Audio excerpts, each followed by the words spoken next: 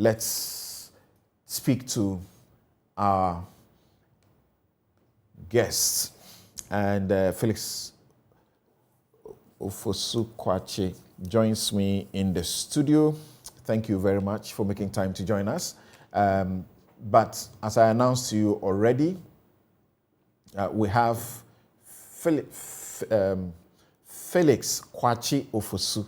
I should be the last to make that error. Yes, because we started all the way from KNUST when he was a student leader. Yeah.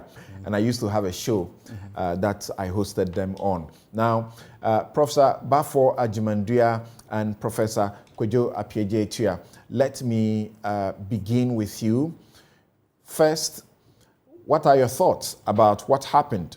The NDC, as a party, had issued a statement publicly and asking its members to vote en bloc against the ministerial nominees. And the principle that they said they stood for was that there have been cries all across the country, but the president has not been listening, that it's enough. He can work with the ministers he has already. He doesn't need to replace those who have resigned. He doesn't need to add on and so on. Yet, what happened, happened. What are your thoughts, Professor Baffour Agyeman-Duah? Well, thank you, and again, thank you for having me.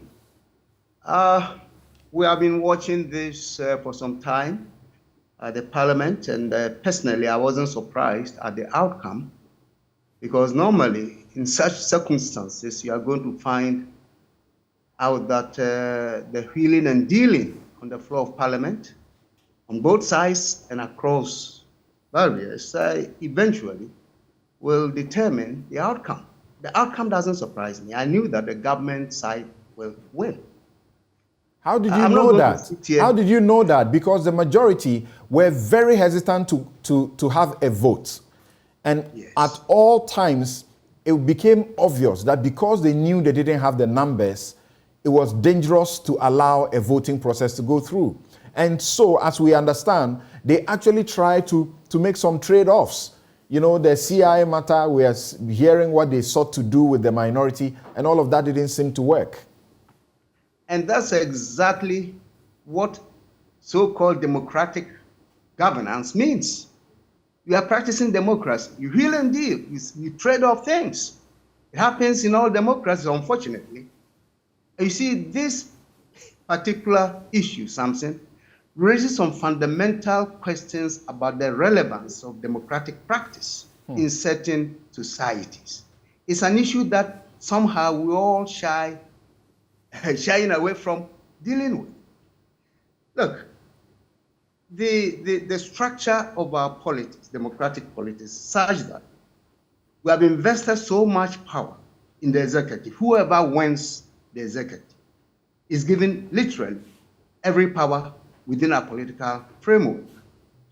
And with that power, you are capable of influencing those who may even go against you.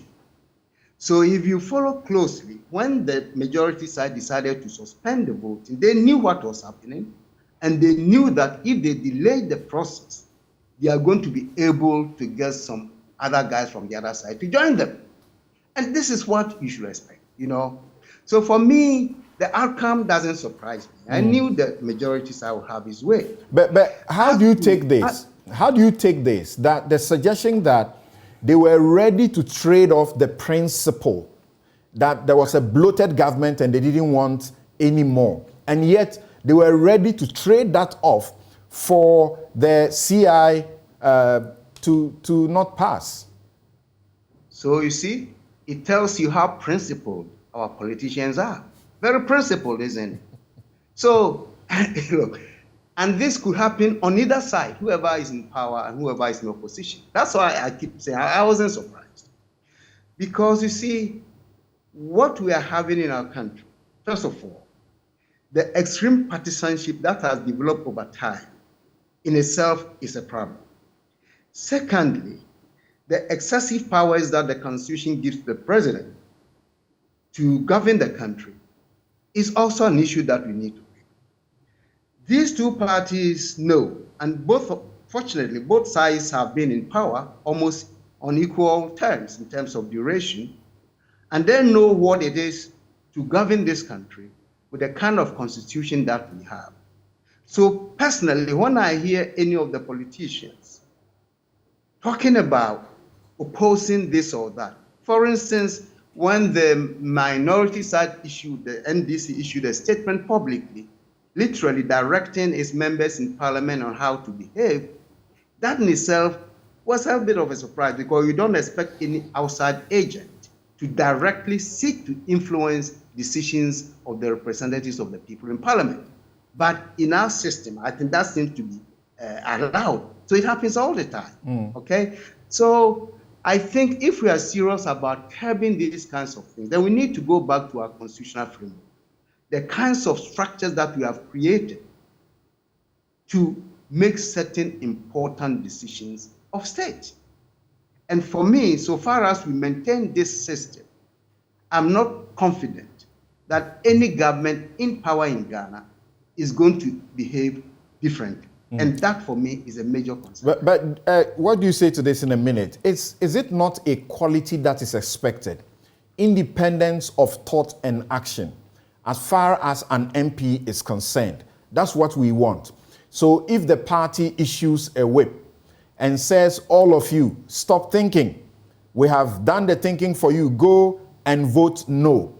And there are some, if genuinely this is how they exercise their vote, because as we already know, there's allegations flying all over the place about some MPs who know that their seats are not safe.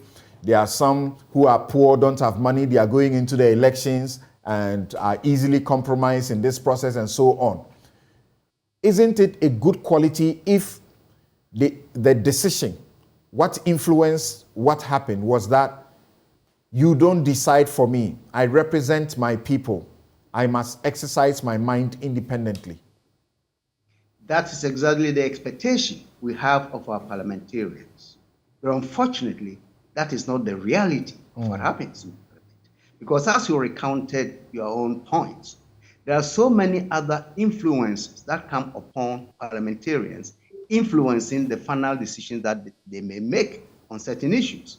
So in this case, for instance, you are recounting the fact that heading towards elections, they may need some money. So if the other side offers some money, maybe probably they will take it and their conscience will be, discarded. So this aspect of democracy is a problem across board.